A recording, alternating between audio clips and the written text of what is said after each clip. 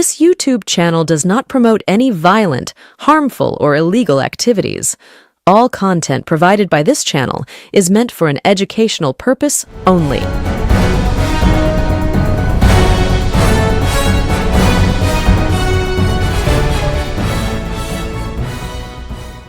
মদন মিত্র মমতা বন্দ্যোপাধ্যায়ের ঘনিষ্ঠ বৃত্তের এক কথায় যাকে সকলে চিনত সেই মদন মিত্র। যদিও বর্তমানে মদন মিত্র মমতা বন্দ্যোপাধ্যায়ের ঘনিষ্ঠ বৃত্তের মধ্যে আর নেই, তিনি মমতা বন্দ্যোপাধ্যায়ের শিবির ছেড়ে এই মুহূর্তে ঋতব্রত বন্দ্যোপাধ্যায়ের শিবিরে গিয়েছেন। এখন ঋতব্রত বন্দ্যোপাধ্যায়কে নেতা হিসাবে মানতে হচ্ছে মদন মিত্র। এতটা খারাপ দিন রাজনীতিতে আসতে পারে তা হয়তো মদন মিত্র নিজেও কোনোদিনও কল্পনায় ভাবতে পারেননি। ঋতব্রত বন্দ্যোপাধ্যায় সিপিএম থেকে অপসারিত, তৃণমূল কংগ্রেস থেকে বহিষ্কৃত, যেই ঋতব্রত বন্দ্যোপাধ্যায়কে 2026 বিধানসভা ভোটের আগে সে অর্থে কোনোদিনও রাজনীতিতে গুরুত্ব দিয়ে কেউ দেখেনি, সেই ঋতব্রত বন্দ্যোপাধ্যায় এখন এই মুহূর্তে মদন মিত্রের নেতা। তা মদন মিত্র ঋতব্রত বন্দ্যোপাধ্যায়ের শিবিরে যোগ দিয়েছেন কখন? যখন দেখা গেল তার নামে, তার স্ত্রীর নামে, তার দুই পুত্রের নামে ইডির সমন আসলো। ঠিক তারপরেই দেখা গেল যেই মদন মিত্র নাগারে মমতা বন্দ্যোপাধ্যায়ের শিবির থেকে ঋতব্রত বন্দ্যোপাধ্যায় তথা শুভেন্দু অধিকারীদের আক্রমণ করছিলেন, ইডির সমন আসার পরেই সেই মদন মিত্রই 24 ঘন্টা ঘুরতে না ঘুরতে মমতা বন্দ্যোপাধ্যায়ের হাত ছেড়ে ঋতব্রত বন্দ্যোপাধ্যায়ের শিবিরে শুভেন্দু অধিকারী বিজেপিকে আক্রমণ করার পরিবর্তে মমতা বন্দ্যোপাধ্যায়কে আক্রমণ করলেন। ঋতব্রত বন্দ্যোপাধ্যায়ের শিবিরে গিয়েছেন, মমতা বন্দ্যোপাধ্যায়কে তো আক্রমণ করতেই হবে। আর এইরকমই আক্রমণ উঠে আসলো গতকালও। কিন্তু গতকাল মমতা বন্দ্যোপাধ্যায়ের শিবিরকে আক্রমণ করতে গিয়ে মদন মিত্র নাম না করে অরূপ বিশ্বাস, ববি হাকিম, চন্দ্রিমা ভট্টাচার্যদের বড় চোর তকমা দিয়ে দিলেন কি? এই প্রশ্ন এই মুহূর্তে ঋতব্রত শিবিরেই উঠছে। ঘটনাচক্রে এই ববি হাকিম থেকে শুরু করে চন্দ্রিমা ভট্টাচার্য, অরূপ বিশ্বাসরা সকলেই মদন মিত্রের মতোই, মদন মিত্রের আগেই মমতা বন্দ্যোপাধ্যায়ের হাত ছেড়ে ঋতব্রত বন্দ্যোপাধ্যায়ের হাত ধরেছেন। অর্থাৎ একই পরিবারে এখন মদন মিত্র, ববি হাকিম, চন্দ্রিমা ভট্টাচার্য, অরূপ বিশ্বাস। সেই অরূপ, ববি, চন্দ্রিমা, ABC এই তিনজনকেই কি মদন মিত্র বড় চোর তকমা দিয়ে দিলেন? কেন বলছি একথা থাকবে আজকে আমাদের পর্বে। আপনারা দেখছেন বঙ্গচক্ষু ইউটিউব চ্যানেল, আমি প্রতিবেদক সায়ন্তন চক্রবর্তী। ইতিমধ্যে আপনারা দেখেছেন যে গতকাল বিধানসভার বাইরে যখন মদন মিত্র আসলেন বা বিধানসভার কনফারেন্স রুমে যখন মদন মিত্র আসলেন, তখন সাংবাদিকদের সঙ্গে বৈঠকে মমতা বন্দ্যোপাধ্যায়ের সরকারের বিরুদ্ধে একাধিকবার আক্রমণ শানিয়েছেন মদন মিত্র। মদন মিত্রের আক্রমণ বা মদন মিত্রের উক্তি এবং তার পরিবর্তে তৃণমূল কংগ্রেসের কালীঘাটপন্থী তৃণমূল কংগ্রেস বা মমতাপন্থী তৃণমূল কংগ্রেসের মুখপাত্র কুণাল ঘোষ সেই প্রত্যেকটা উক্তিরও জবাব দিয়েছে এবং খুব সুস্পষ্টভাবে কুণাল ঘোষ বলে দিয়েছেন মদন মিত্র মমতা বন্দ্যোপাধ্যায়েরই লোক। আজ মদন মিত্র যেই কথাগুলো বলছেন, ঠিক 1 বছর পরে মদন মিত্র কোথায় থাকে সেটা আপনারাই দেখে নেবেন। একবার দেখুন মদন মিত্রের বক্তব্য, তার পাল্টা বক্তব্য কুণাল ঘোষ কি রাখলেন সেই দৃশ্য। অপূর্ব একটা ব্যাখ্যা দিয়েছেন মুখ্যমন্ত্রী, লাল চুল কানে দুল।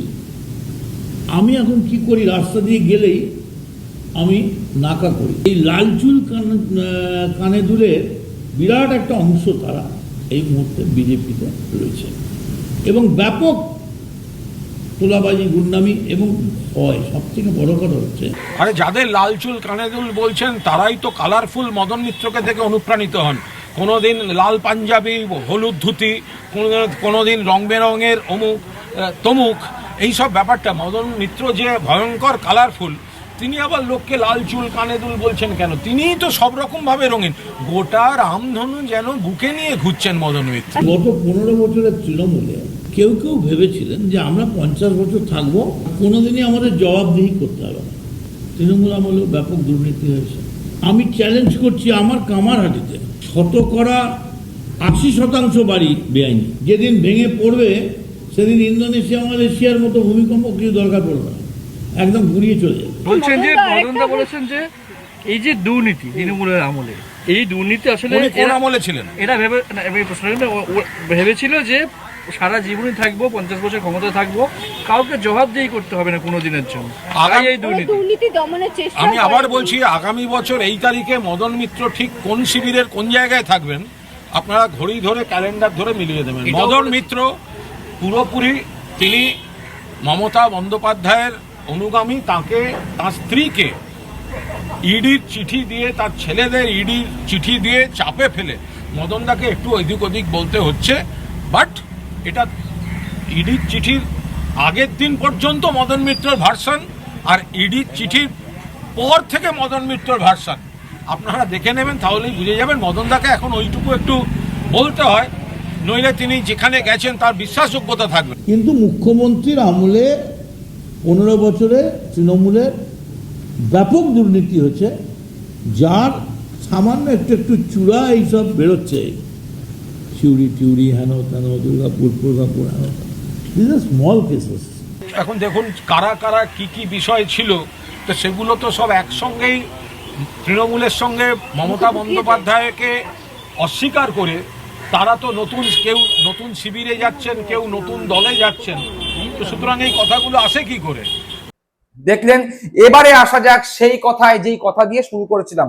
মদন মিত্র কি এখন যেই পরিবারে মদন মিত্র রয়েছেন, অর্থাৎ অরূপ, ববি, চন্দ্রিমা, তাদের নেতা ঋতব্রত, আখরুজ্জামান, বিপ্লব মিত্র, অরূপ রায়, এরা যারা একসঙ্গে রয়েছেন, অর্থাৎ 65 জন বিধায়কের পাশাপাশি যে সমস্ত বিদ্রোহী তৃণমূল কংগ্রেসের নেতা বা প্রাক্তন মন্ত্রী, প্রাক্তন বিধায়করা যারা জোটবদ্ধ হয়েছেন ঋতব্রতপন্থী তৃণমূল কংগ্রেসে, ভালো তৃণমূল কংগ্রেস সেজেছেন, তাদের সঙ্গে যারা রয়েছেন, তাদের মধ্যেই অন্যতম অরূপ, ববি, চন্দ্রিমা। তাদেরকে কি মদন মিত্র বড় চোর বলে কটাক্ষ করলেন? যদিও নাম তিনি নেননি। কেন উঠছে এই প্রসঙ্গ? ঘটনা আসবো, বলবো, তার আগে মদন মিত্র ঠিক কি বলেছেন সেটা শোনা দরকার। আমি মনে করি না। আমার দলের মুখ্যমন্ত্রী দলের দুর্নীতি নিয়ন্ত্রণে সিপিএম যেমন কমিশন বসিয়েছিল, দুর্নীতি রোধ কমিশন, এরকম কোন মুভমেন্ট তৃণমূলের আমলে দেখিনি। এবং বিখ্যাত বিখ্যাত চোর বলে যারা পরিচিত ছিল, তাদেরকেও আমি কখনোই দাম্ভিক বাদিক ছাড়া দেখিনি। ফলে আমি মানতে পারবো না, আমি মদন মিত্র, যে আমি নাম বলতে চাই বা আমার নাম বলে কি দরকার, সেটাও আমি জানি না। উনি জেনে শুনে করতেন, ইচ্ছে করে করতেন, ভালো লাগবে বলে করতেন, বা ভুল বুঝে করতেন, না বুঝে করতেন। কিন্তু মুখ্যমন্ত্রীর আমলে 15 বছরে তৃণমূলের ব্যাপক দুর্নীতি হচ্ছে, যার সামান্য একটু একটু চূড়া এইসব বেরোচ্ছে। শুনলেন, মদন মিত্র বলছে মমতা বন্দ্যোপাধ্যায়ের পাশে বড় বড় চোররা থাকতো, বড় বড় চোররা মমতা বন্দ্যোপাধ্যায়ের দুপাশে থাকতো। এবার ঘটনা চক্রে বিগত 15 বছরে মমতা বন্দ্যোপাধ্যায়ের চারপাশে কারা থাকতেন, কাদের সব সময় দেখা যেত? এই অরূপ বিশ্বাস মমতা বন্দ্যোপাধ্যায়ের পাশে, ডান পাশে বা বাম পাশে সবসময় যেই ব্যক্তিকে দেখা যেত, অন্যতম অরূপ বিশ্বাস। ববি হাকিম কি দেয়নি? ববি হাকিমকে মমতা বন্দ্যোপাধ্যায় একাধিক দপ্তরের মন্ত্রিত্ব থেকে শুরু করে কলকাতার মেয়র সব করেছিলেন মমতা বন্দ্যোপাধ্যায় ববি হাকিমকে। সেই ববি হাকিম ও মমতা বন্দ্যোপাধ্যায়ের আশেপাশেই সবসময় থাকতেন। চন্দ্রিমা ভট্টাচার্য, এই সেদিনও মমতা বন্দ্যোপাধ্যায় এত বড় ভোট বিপর্যয় হওয়ার পরে রাজ্য তৃণমূল কংগ্রেসের সভানেত্রী করেছিলেন চন্দ্রিমা ভট্টাচার্যকে। সেই চন্দ্রিমা ভট্টাচার্য মমতা বন্দ্যোপাধ্যায়ের হাত ছেড়েছিলেন। মমতা বন্দ্যোপাধ্যায়ের বাড়িতে সবসময় থাকতেন এই চন্দ্রিমা ভট্টাচার্য। এমনকি এই ভোট বিপর্যয় হওয়ার পরে তৃণমূল কংগ্রেসের নিচুতলার কর্মীরা মমতা বন্দ্যোপাধ্যায়ের সঙ্গে দেখা করতে গিয়ে চন্দ্রিমা ভট্টাচার্যের কাছ থেকে দুর্ব্যবহারের শিকার হয়েছেন, এরকম অভিযোগও আছে। সেই চন্দ্রিমা ভট্টাচার্যও মমতা বন্দ্যোপাধ্যায়ের প্রায় ছায়া সঙ্গীর মতোই মমতা বন্দ্যোপাধ্যায়ের সঙ্গে লেগে থাকতেন। অর্থাৎ মমতা বন্দ্যোপাধ্যায়ের আশেপাশে যারা থাকতেন তাদের মধ্যে এই ABC অরূপ, ববি, চন্দ্রিমা অন্যতম। এই বিষয়ে তৃণমূল কংগ্রেসের মমতাপন্থী সাংসদ কল্যাণ বন্দ্যোপাধ্যায় এর আগেই মুখ খুলেছিলেন, কিন্তু এবার মদন মিত্র যেই বক্তব্য রাখতেন যে মমতা বন্দ্যোপাধ্যায়ের চারপাশে যারা থাকতেন তারা এক একটা বড় বড় চোর, তাহলে কি মদন মিত্র নাম না করে অরূপ, ববি, চন্দ্রিমার কথাই বলতে চাইলেন? তার কারণ এরাই তো মমতা বন্দ্যোপাধ্যায়কে ঘিরে রাখতো।